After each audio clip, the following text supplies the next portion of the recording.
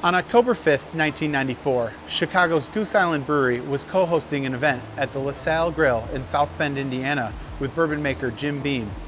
In attendance was legendary master distiller Booker Noe, who regaled the brewery's team with colorful stories. As the night wore on, he suggested sending some barrels to the brewery and that it might be interesting to age some beer in them. A few months later, brewer Greg Hall was filling them with Imperial Stout, and a new tradition was born.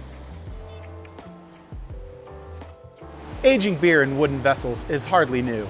It dates back centuries or even millennia. Yet by the late 20th century, it had become quite rare. Circumstances were ripe for a revival, however.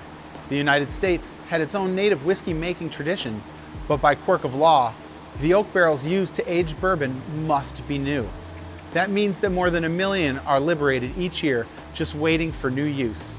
After Goose Island's inaugural batch, brewers discovered that barrels infuse the essence of the spirit into their beer, and the porous staves allow the beer to ripen.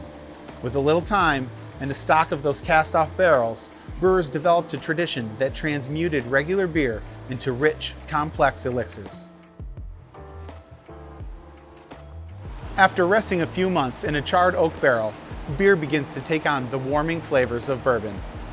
Soon after, brewers began experimenting with different kinds of barrels to see what flavors they infused. Brewers found that gin barrels offered a spicy kick, while tequila scented their beers with agave. Rum offers lush brown sugar notes, while Scotch whiskey adds layers of leather and smoke. Now brewers use barrels from across the spirits world to accent different beer styles, using them like they would a new ingredient.